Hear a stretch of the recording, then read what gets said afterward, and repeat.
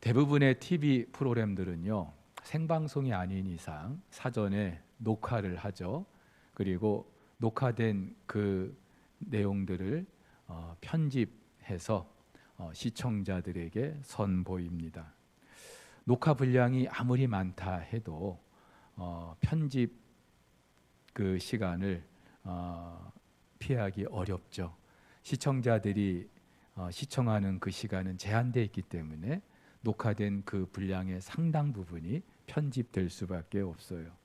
근데 얼마 전 한 TV 예능 프로그램에서 그렇게 편집을 담당하는 방송국 PD들에게 질문을 했어요. 당신들이 이렇게 프로그램 편집을 하고 있는데 정작 당신들의 인생에서 이렇게 편집하고 싶은 부분이 뭐가 있냐?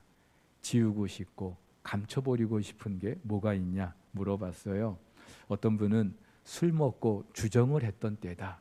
또 어떤 분은 여자친구에게 사랑을 고백했는데 차였을 때다. 또 어떤 분은 좌충우돌 실수투성이었던 사회 초년병 시절이다. 그 시절을 다 지워버리고 싶다. 그렇게 말하는 거예요. 여러분은 어떻습니까? 사실 이 자리에 있는 누구라도 지난 과거를 돌아보면서 지우고 싶고 감추고 싶은 이야기 있죠. 특별히 유난히 힘들고 슬펐던 때, 부끄럽고 상처가 됐던 그 순간들 있습니다. 저에게도 지난 인생에서 가위로 싹둑 잘라버리고 싶은 그런 부분 있습니다. 그런데 여러분, 정말로 그 순간들이 아무런 의미가 없는 그런 시간들일까요? 지난 시간에 우리는 예수님께서 대제사장이 보낸 그 무리들에게 체포되시고 이 모습을 지켜본 제자들이 모두 다 예수님을 버리고 도망한 걸 다뤘습니다. 근데 오늘 본문에서 마가는요, 다른 복음서에는 없는 그런 이야기를 하나 소개하고 있어요. 한 청년이 배 혼니부를 두르고 예수를 따라가다가 무리에게 잡히게 되자 그 배 혼니부를 벗어버리고 벗은 몸으로 도망했다는 겁니다. 여러분, 이 청년이 누구일까요? 일단 50절에서 예수의 제자들이 다 도망했다고 하기 때문에 예수님의 제자 가운데 한 사람은 아닐 겁니다. 그런데 예수님이 체포된 걸 알고 따랐다는 걸 보면은 예수님과 어느 정도 관계가 있는 사람일 것 같아요. 게다가 이 기록이 마가복음에만 수록되어 있습니다. 그래서 학자들은 대부분 이 청년이 이 마가복음의 저자 마가 자신일 것이다, 그렇게 말하고 있어요. 그도 그럴 것이 이 청년이 둘렀다고 하는 배 혼잎을 그 당시에 상당히 비싼 귀한 옷감으로 만든 옷이라고 합니다. 일반 서민들은 입을 수도 없고 부자들이 주로 잠잘 때 아니면 편하게 입는 그 옷이 배 혼잎이라고 하는데, 그렇게 보면은 이 청년은 굉장히 부자였던 것 같은데, 여러분 마가의 집이 그랬잖아요. 부자였거든요. 그래서 지난밤 예수님 일행이 이 마가의 집에서 유월절 만찬을 나누셨던 겁니다. 자, 그렇다면 이렇게 우리가 한번 추정해 볼 수 있습니다. 예수님께서 지난밤 이 마가의 집에서 유월절 만찬을 나누셨어요. 그리고 예수님 일행은 겟세마네 동산으로 이동하시죠. 그런데 그때 대제사장이 보낸 그 무리들에게 예수님이 잡히게 되고 제자들은 다 도망갑니다. 그렇게 체포된 예수님 일행이 이제 겟세마네 동산에서 예루살렘으로 오르게 되는 그 과정에서 아마 이 마가는 깊은 잠에 들었다가 새벽녘에 시끄러운 그 소리에 깨서 배 혼잎을만 두르고 엉겁결에 나갔던 거죠. 그런데 체포돼 가는 사람이 지난밤 자기 집에서 만찬을 나눴던 예수라는 사실을 알고 어느 정도 예수님을 따라가요. 그런데 사람들이 이번에는 그 마가까지 체포하려고 하니까 걸음아 나 살려라, 배 혼잎을 벗어버리고 맨몸으로 도망했다는 겁니다. 여러분, 이 마가복음은 AD 50년대 후반에서 60년대 초반에 기록된 것으로 학자들이 추정하고 있어요. 그렇다면은 오늘 본문의 사건이 있고 나서 거의 30년이 지난 후에 이 마가복음이 기록된 겁니다. 그렇다면은 마가복음은 왜 이야기를 이 마가복음에 수록하고 있는 걸까요? 사실 자랑스러운 이야기 아니죠. 어쩌면 감추고 싶고 지워버리고 싶은 부끄러운 이야기잖아요. 그런데 다른 사람이 기록한 것도 아니고 마가 자신이 왜 이 마가복음에 이 이야기를 기록하고 있는 걸까요? 물론 이 마가복음을 기록할 당시 마가는 이미 훌륭한 제자가 됐습니다. 그런데 마가는요, 그 예수님의 행적을 하나하나 기록해 가면서 예수님의 제자들이 예수님을 버리고 다 도망하는 이 장면을 보면서 과거에 자기가 생각났던 것이죠. 그래, 예수님의 제자들도 예수님을 버리고 다 도망갔는데 그때 나도 그랬지. 예수님을 따라가다가 내가 잡힐까 싶어 배 혼니부를 벗어버리고 도망했던 그때 그 시절이 있었지 하면서 부끄러운 이야기이지만, 지우고 싶은 이야기지만 그렇게 자신의 지난 날을 참회하면서 고백하고 있는 거예요.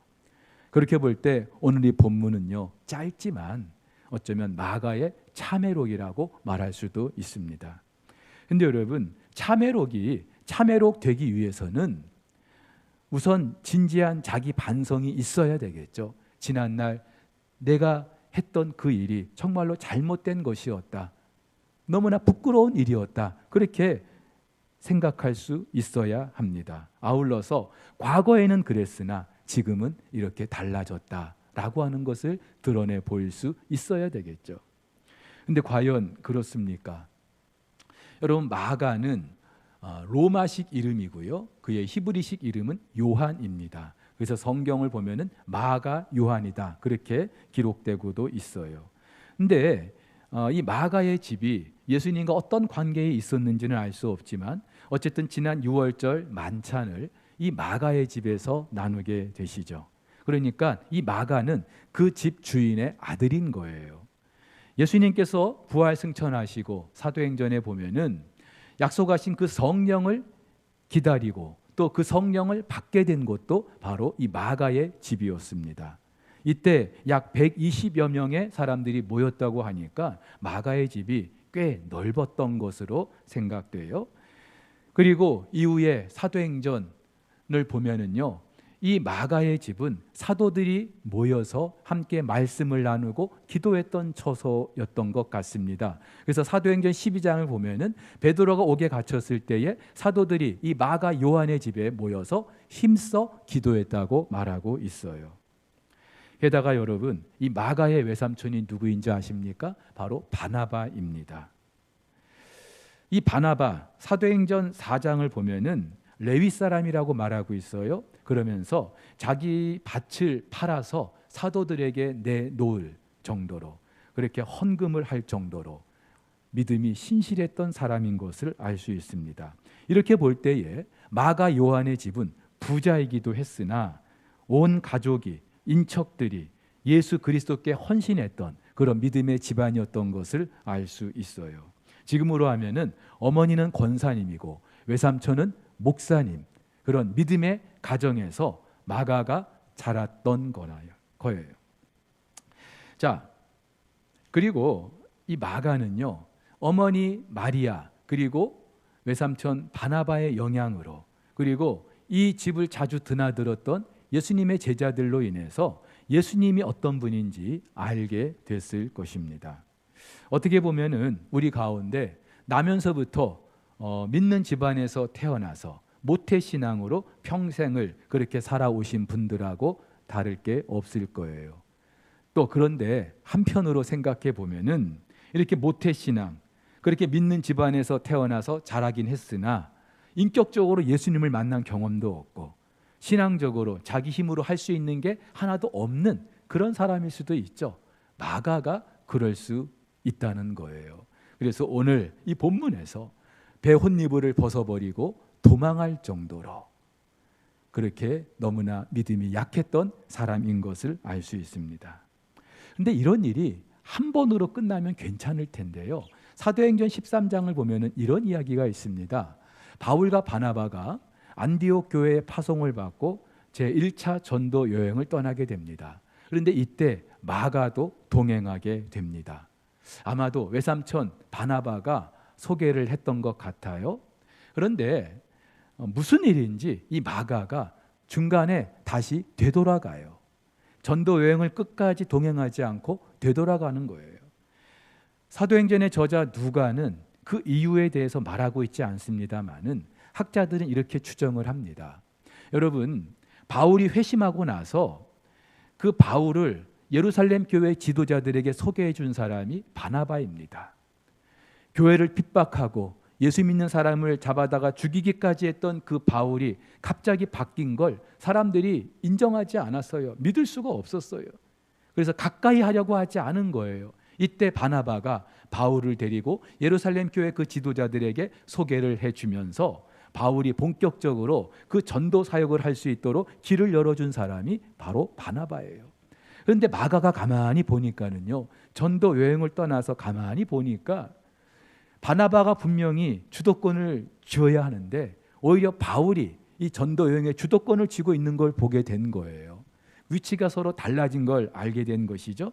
거기에 아마 좀 불쾌했을 수 있다, 그렇게 학자들이 말을 하기도 하고요. 아니면은 막상 전도 여행을 따라 나서긴 했는데 너무 힘든 거예요. 고달픈 거예요. 때로는 생명의 위협까지 있게 된 거예요. 그러니까 중간에 안 되겠다, 그렇게 되돌아간 것으로 학자들이 말하고 있습니다.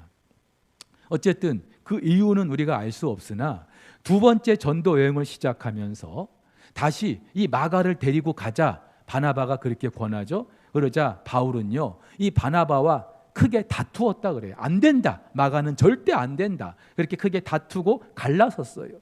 그걸 보면은 바울은요, 그 마가에 대해서 너무나 불쾌하게 그리고 너무나 기분 나쁘게 생각하고 있었던 것 같습니다.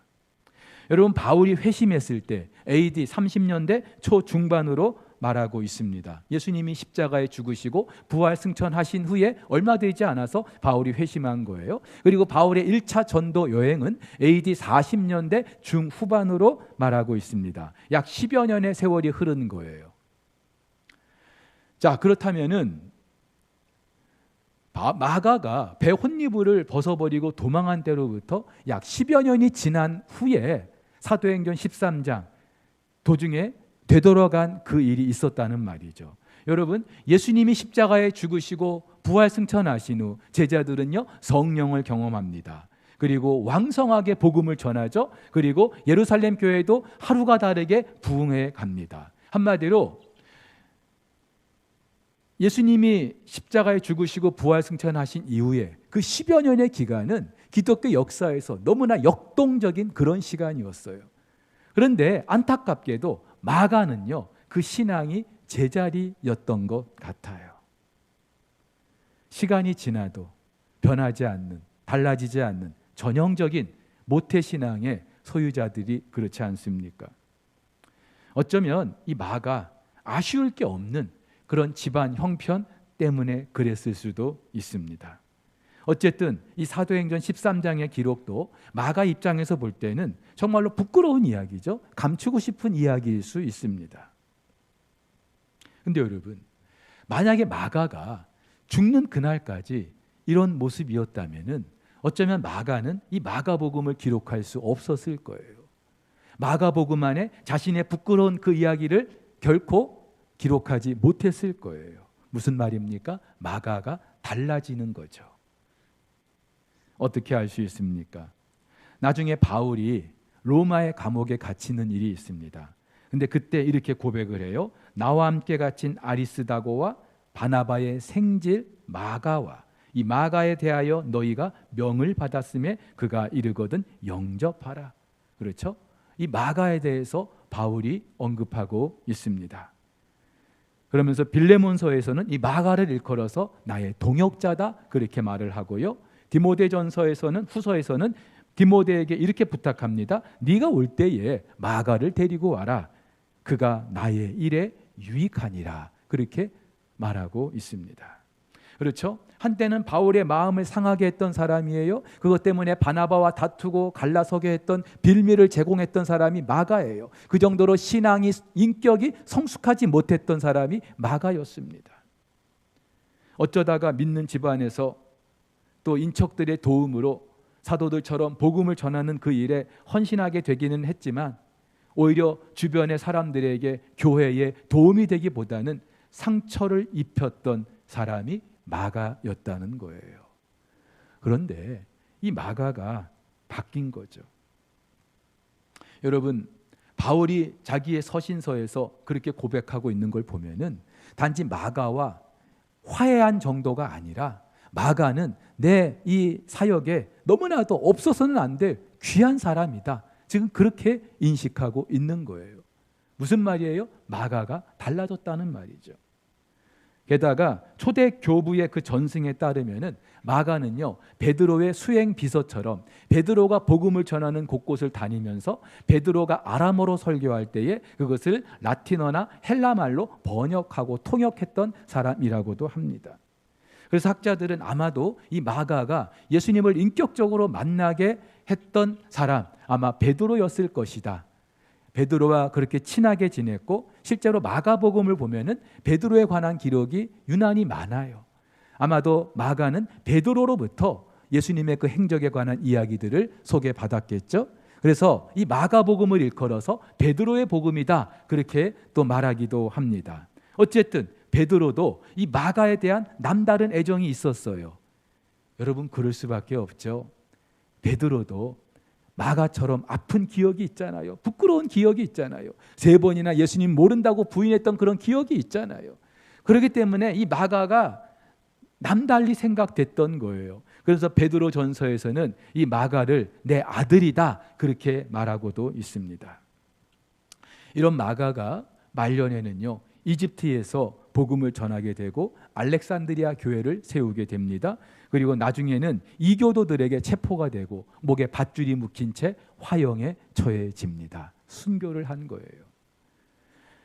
그러다 9세기에 서기 9세기에 이 마가의 유해가 우연히 발견되고요. 그래서 상인들이 몰래 이 마가의 유해를 이탈리아의 베네치아로 옮기게 돼요. 그래서 그때부터 마가는 그 베네치아의 수호 성인으로 추앙받게 됩니다. 실제로 지금도 베네치아에 가면은 산 마르코 대성당 그리고 산 마르코 광장이 있지 않습니까?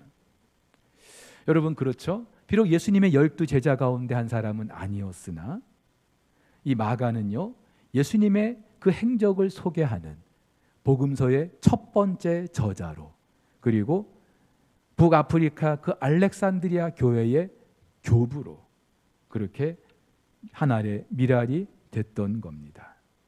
달라진 거예요. 자, 그렇다면 어떻게 마가가 이렇게 달라질 수 있었을까요? 아마도 1차적으로는 마가의 어머니 마리아 그리고 그 외삼촌 바나바의 기도와 헌신이 있지 않았을까, 그런 생각을 해보게 됩니다. 앞서도 말씀드렸듯이 이 마가의 집은 종종 예수님 일행을 자기 집에 모셨던 것 같습니다. 마치 베다니의 그 마르다와 마리아처럼 말이죠. 예수님께서 부활 승천하고 난 뒤에도 이 사도들이 이곳에 모여서 기도하고 또 말씀을 나눴던 그런 장소로 제공을 했던 것 같아요. 그 정도로 이 마가의 집은 복음에 헌신을 했던 사람들입니다. 여러분, 그런데 이런 생각이 드는 거예요. 자, 그렇게 이 마가의 어머니 마리아가 예수님 그 일행을 또 사도들을 모시는 가운데 어떤 생각을 하게 됐을까요? 내 아들 마가도 이 예수님의 제자들처럼 그렇게 복음을 위해서 살아갔으면 얼마나 좋을까? 우리 옛 어르신들, 하나님 제게 아들 하나 주시면 이 아들 하나님의 종으로 바치겠습니다. 그리고 그 아들 가운데 한 사람 주의 종 되기를 바랬던 분들 있지 않아요? 어쩌면 마가의 어머니가 그랬을 수 있어요. 그러면서 그 일을 위해서 이 마가가 정말로 예수님을 제대로 알기를, 그리고 복음을 위해서 헌신해 주기를 간절히 기도하지 않았을까요? 이런 마가의 삶을 보면서 떠오르는 한 사람이 있습니다. 지난 2000년 기독교 역사에서 한 획을 그었던 위대한 신학자이고 사상가 아우구스티누스, 영어로는 어거스틴이라고 말하죠. 서방 교회의 그 AD 4세기 서방 교회의 기둥 같은 그런 교부였고요, 신학자였고, 바울의 신학을 나중에 칼빈과 루터에게 전해준 교량 역할을 했던 사람이 이 아우구스티누스였습니다. 근데 사실 이 아우구스티누스가 어려서부터 그랬던 건 아니에요. 어렸을 때는요, 독실한 그 기독교 신자였던 어머니 모니카와는 다르게 이방의 마니교를 숭배했던 사람입니다. 그리고 17살 때 젊은 여성과 동거하면서 그렇게 방탕한 그런 젊은 시절을 보내기도 했어요. 그런데 어느 순간 로마서를 읽고 회심하게 되고 이후에 죽는 날까지 신실한 그리스도인으로, 그리고 교회의 교부로 그렇게 살아갑니다. 특별히 서기 427년 반달족이 북아프리카를 공격했을 때 많은 피난민들이 이 아우구스티누스가 사역하는 그 히포 지역에 몰려왔을 때에 그들을 외면하지 않고 또 자기가 안전한 곳으로 도망하지 않고 일일이 그 사람들 하나하나 보살피면서 나중에는 결국 열병에 걸려서 76세의 일기로 세상을 떠나게 되죠. 그런데 이 아우구스티누스, 그렇게 삶이 반전할 수 있었던 이유, 그의 남은 삶이 그렇게 하나님께 귀하게 쓰임받을 수 있었던 그 비결, 사람들은요 그 어머니 모니카의 기도를 빼놓지 않습니다. 그렇죠? 이 어머니 모니카는 그 아들이 주께로 돌아오기를, 그리스도께로 돌아오기를, 그리고 그리스도의 복음을 위해서 쓰임받기를 누구보다 간절히 원했던 사람이에요.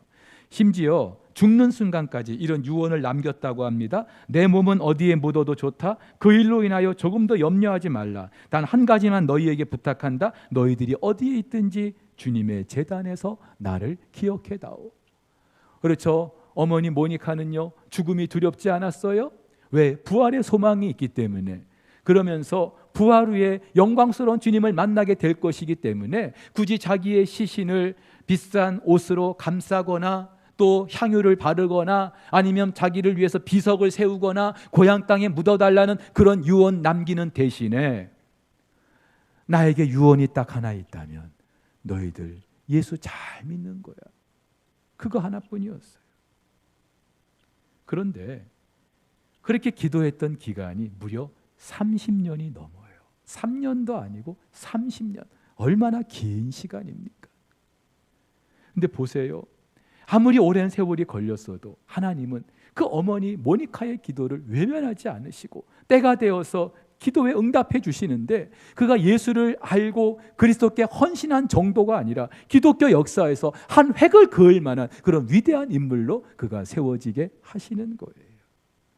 그래서일까요? 그런 어머니를 회상하면서 아우구스티누스는 이렇게 고백합니다. 그동안 눈물로 나를 지켜내신 어머니는 지금 내 시야에서 떠나가셨지만 나는 하나님의 시야 안에서 살게 될 것입니다.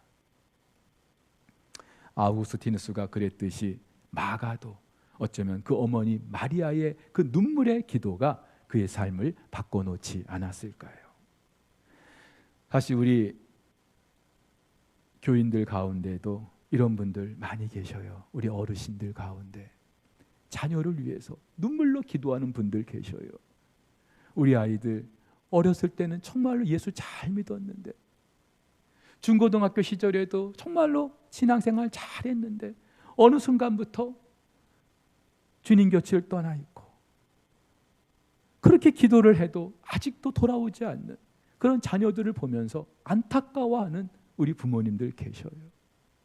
제가 봐도 정말로 안타깝게 기도하셔요. 다른 기도 제목이 없어요. 특별 기도회 때 이분들 저에게 제출해 주시는 그런 기도 제목 보면은 다른 거 없어요. 하나님, 우리 아이들 예수 잘 믿게 해주세요. 다시 예수님 품으로 돌아오게 해주세요. 근데 더 안타깝게 그렇게 기도하는데도 그 자녀들은 여전히 하나님을 떠나 있는 것 같아요. 근데 여러분, 실망하지 마세요. 실망하지 마세요. 자녀를 향한 어머니의 기도, 아버지의 기도, 하나님께서 때가 되어 반드시 응답해 주시는 줄 믿습니다. 그 자녀들의 마음을 움직여 주셔서 예수 그리스도를 인격적으로 만나게 해주시고 아우구스티누스처럼 마가처럼 하나님 거룩하신 영광을 위하여 존귀하게 쓰임받게 해주실 줄로 믿습니다. 저도요, 모태신앙이지만 사실 한때 잘못 나갈 수도 있었어요. 그런데 여기까지 이룰 수 있었던 것, 저를 위한 어머니의 기도였어요. 지금도 저희 어머니 요양원에 계시지만 하루도 거르지 않고 저를 위해서 기도하고 계신다 그래요. 사랑하는 우리 성도 여러분, 하나님은 우리 기도에 반드시 응답해 주시는 분이시죠. 그렇다면 자녀들이 성공하고 출세하기를 위해서 기도하는 게 아니라 우리 자녀들이 다시 복음 안에 들어오고 예수 그리스도를 만나기를 바라는 그 부모님들의 간절한 기도, 하나님이 외면하시겠습니까? 하나님께서 반드시 응답해 주실 줄로 믿습니다. 여러분, 그런데 하나 더 우리가 생각해 보려고 하는 게 있어요. 대부분 자서전은요, 참회록처럼 자기 이야기를 쓰죠. 근데 자서전은 이 참회록처럼 부끄러운 이야기, 감추고 싶은 이야기는 기록하지 않아요. 되도록이면 사람들 앞에 자랑할 만한 이야기를 쓰는 것이 자서전입니다. 근데 참회록은 그렇지 않아요. 정말로 부끄러운 이야기, 감추고 싶은 그런 이야기들을 솔직하게 고백하는 게 참회록이에요. 아우구스티누스는요, 신의 도성이라는 책과 함께 참회록이라는 아주 유명한 그런 책을 남겼어요. 근데 이 아우구스티누스의 참회록은요, 지난날 자신의 그 부끄러웠던 모습들 참회하면서 하나님께 기도하는 형식으로 기록된 책이에요. 여러분, 아우구스티누스 같은 그 위대한 신학자가 왜 굳이 지난날 자신의 그 부끄러운 이야기를 그렇게 고백하고 있는 걸까요?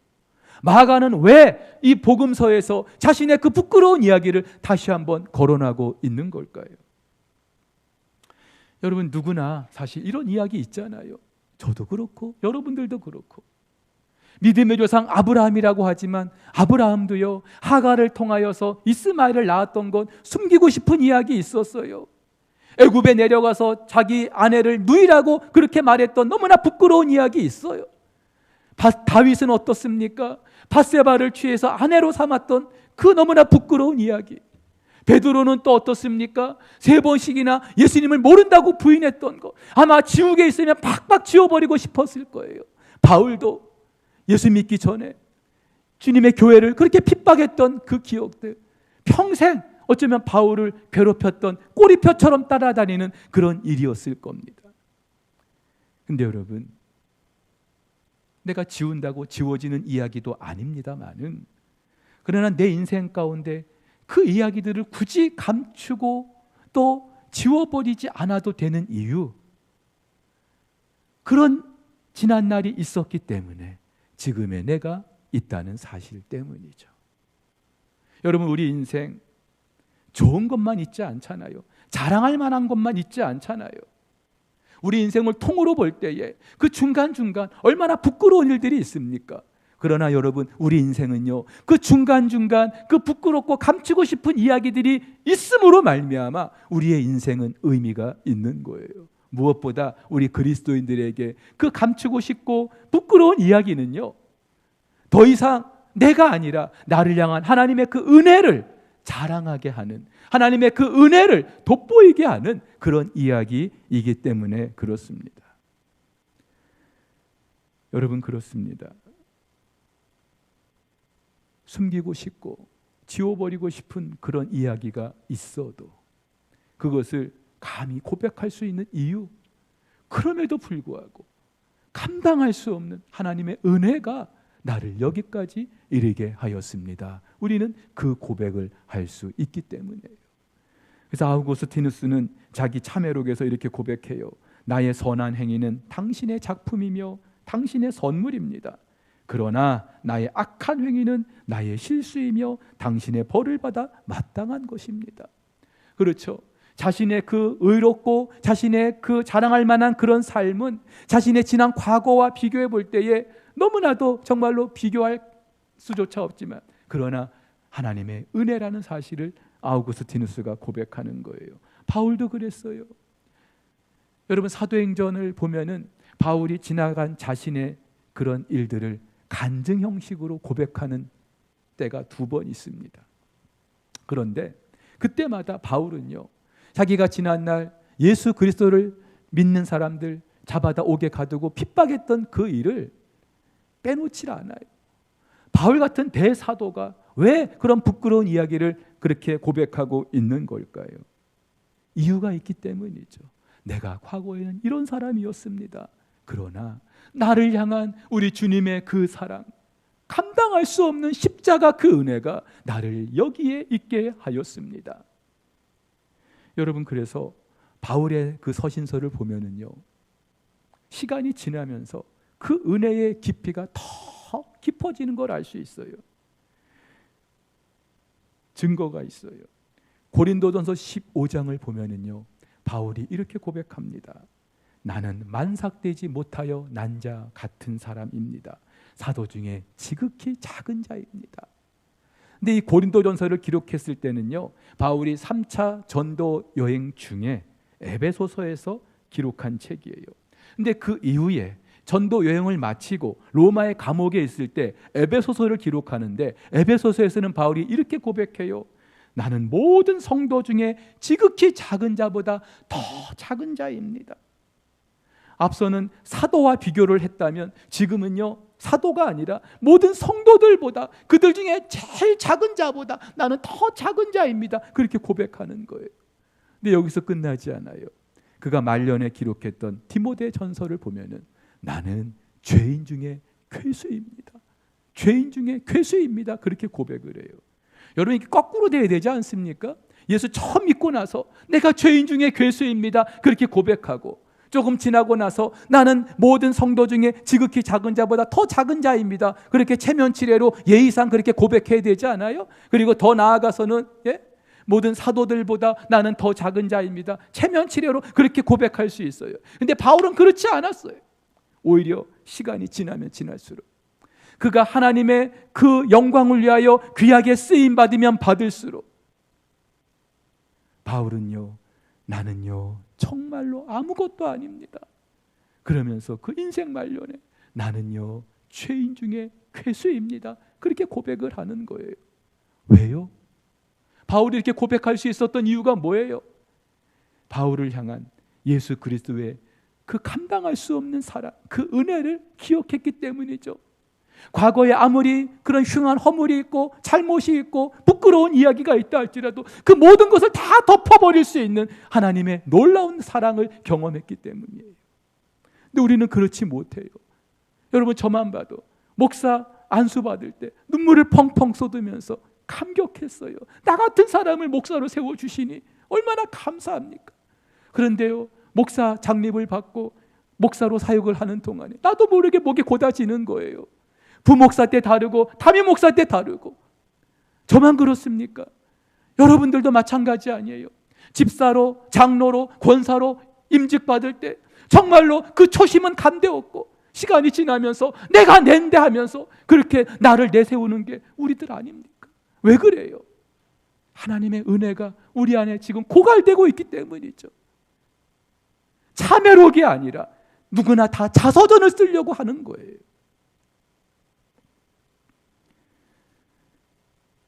바울은 그래서 이렇게 고백해요. 나는 사도 중에 가장 작은 자입니다. 나는 하나님의 교회를 박해하였으므로 사도라 칭함받기를 감당하지 못할 자입니다. 그러나 내가 나 된 것은 하나님의 은혜로 된 것입니다. 바울이 갈라디아서 6장에서 뭐라고 고백합니까? 여러분, 바울이 자랑할 만한 게 얼마나 많았어요. 그런데도 그 모든 것을 다 배설물처럼 버린다고 하면서 나는요 오직 우리 주 예수 그리스도의 십자가 외에는 자랑할 게 없습니다. 그렇게 고백하잖아요. 그런 고백을 할 수 있었기 때문에 바울은 그 인생 말년에도 나는 죄인 중에 괴수입니다. 그렇게 고백할 수 있었던 거예요. 바라기로는 저와 여러분들 이제 주님 앞에 서게 될 때가 조금씩 가까워지는데, 시간이 지나면 지날수록 나는요 정말로 아무것도 아닙니다. 나는요 정말로 죄인 중에 괴수입니다. 이런 고백을 하나님께 올려드리면서 하나님의 그 은혜와 하나님의 그 사랑이 내 삶 가운데 더 돋보이게 할 수 있는 저와 여러분 될 수 있기를 주의 이름으로 축복합니다.